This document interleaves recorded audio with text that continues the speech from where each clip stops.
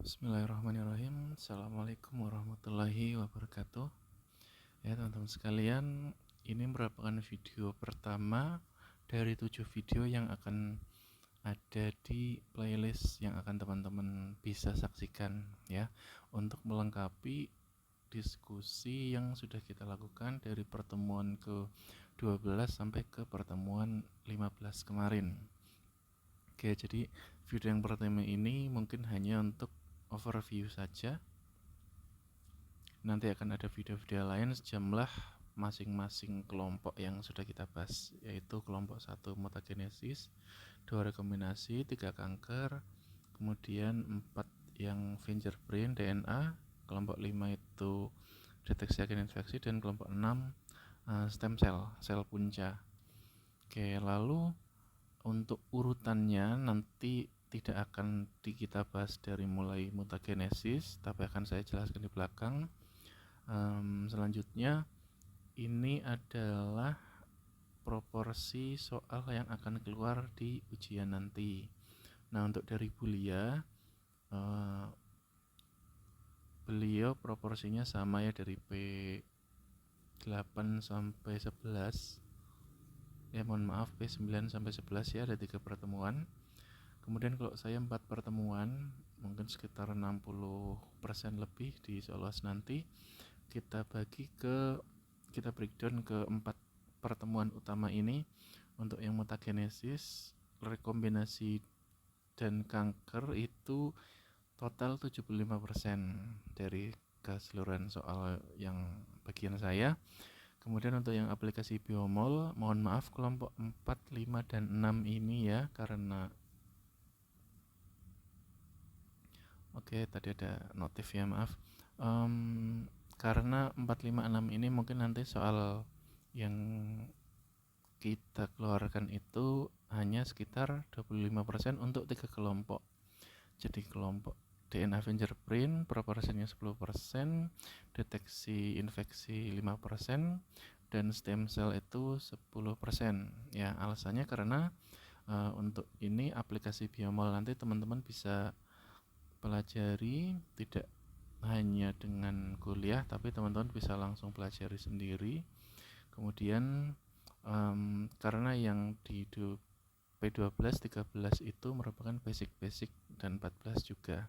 Jadi ini untuk pelengkap sebagai aplikasinya ya, aplikasi biomol itu nanti teman-teman 10 sampai 5% ya, 10, 5%, dan 10%.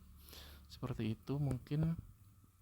Kemudian kita masuk ke pembahasan yang akan kita bahas nanti di video. Yang pertama akan kita bahas adalah sel punca. Gambarannya adalah seperti ini.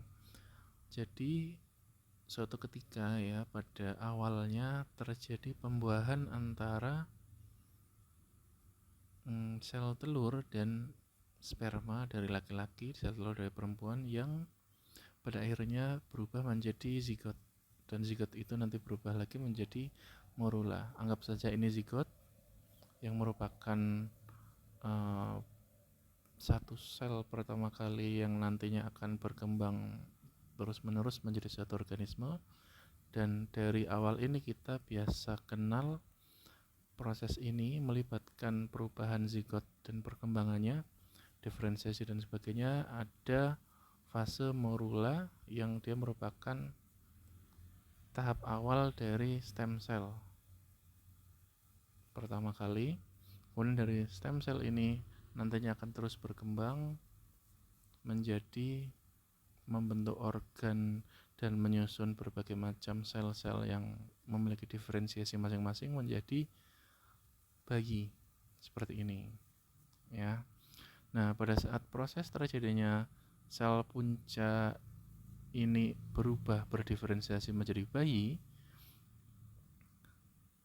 itu nantinya juga akan terlibat di sini yang dinamakan rekombinasi. Bahkan ketika sebelum terjadinya zigot pun ya, di sini ketika ada sel sperma dan sel telur itu bergabung, maka di sini pun sudah terjadi proses rekombinasi. yang nanti ujungnya adalah menyebabkan terjadinya variasi genetik pada setiap manusia yang dihasilkan.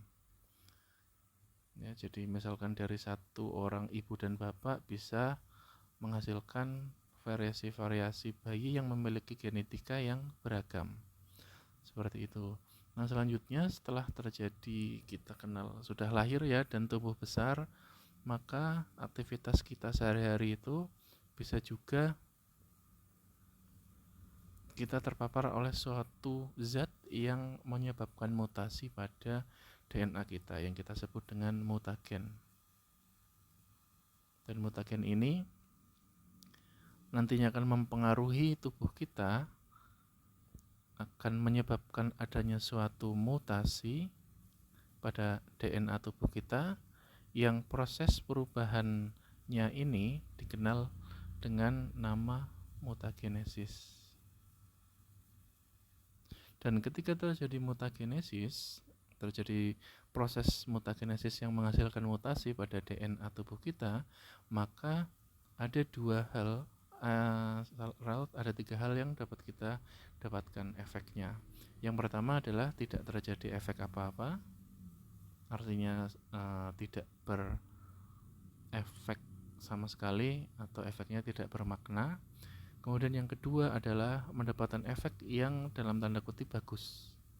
Artinya ada beberapa orang yang mereka memiliki kelainan genetik dengan malah membuat semakin indah tubuhnya, misalkan kayak gitu, matanya menjadi lebih biru dari yang lain dan lain-lain ya. Nah, yang ketiga adalah efek buruk. Maka ada 3 macam jenis efek yang kita dapatkan, yaitu entah dia tidak berefek sama sekali ataupun malah menjadi bagus ataupun menjadi buruk. Dan ini pun tidak hanya terjadi pada manusia, pada tanaman pun ya itu juga dilakukan penelitian mengenai efek mutagen dan mutasi yang dihasilkan yang kita sebut dengan mutagenesis terhadap pengaruhnya terhadap tumbuhan yang kita jadikan sampel. Entah tumbuhan itu nantinya mungkin bisa tumbuh lebih cepat ya, pertumbuhannya lebih cepat, atau misalkan tanpa biji dan sebagainya. Nah, inilah salah satu manfaat dari mempelajari mutagenesis. Tapi kita tidak berbicara di bagian sininya, kita nanti akan lebih membahas di mutasinya pada saat membahas mengenai mutagenesis ya. Oke. Karena sedikit saja yang akan kita bahas, maka yang bagian sini tidak kita bahas. Kemudian setelah terjadi suatu mutasi, anggaplah ada 3 efek tadi dan kita ambil salah satu efeknya yaitu efek buruk, maka salah satu contoh dari efek buruk tersebut adalah timbulnya kanker. Nah, kanker ini merupakan salah satu sebab yang salah satu hasil yang disebabkan oleh karena adanya mutasi DNA. Salah satunya nanti yang akan kita bahas adalah pada mutasi gen yang menyandi protein P53 yang mengakibatkan kerjanya menjadi tidak sempurna atau terganggu sehingga timbullah kanker. Seperti itu. Nah, pengetahuan dari mulai adanya rekombinasi dan stem cell di situ, kemudian mutagenesis dan hingga sampai ke kanker, maka kita simpulkan bahwa tubuh kita memang cukup penting untuk kita dalam mempelajari biologi molekuler. Nah, selain itu konsep-konsep yang terjadi pada saat kita mempelajari biologi molekuler kita dapat aplikasikan untuk beberapa macam hal. Yang pertama adalah ketika menggunakan metode DNA fingerprint, dan yang kedua adalah penggunaan untuk mendeteksi agen infeksi melalui konsep biomol. Konsepnya adalah menggunakan basic dari biomol. Oke, jadi mungkin nanti ini yang akan kita pelajari.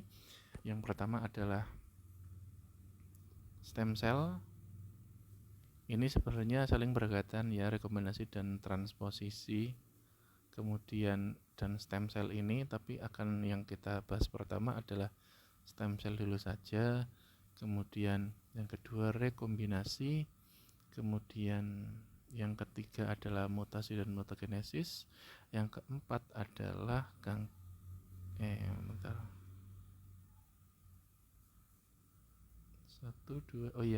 keempat kanker, betul ya. Yang kelima adalah DNA fingerprint, dan yang keenam adalah deteksi agen infeksi. Ya mungkin seperti itu. Ini sudah saya siapkan juga big picture-nya. Jadi teman-teman bisa overview, melihat gambaran besar yang akan kita pelajari. Saya tambahkan saja dari kemarin diskusi kita, ada yang saya tambahkan dan saya lengkapi menjadi seperti ini. Ini untuk mutasi dan mutagenesis, rekombinasi dan transposisi, dan lain-lain. Teman-teman bisa lihat nanti di PPT ya, di ini ya yang saya berikan.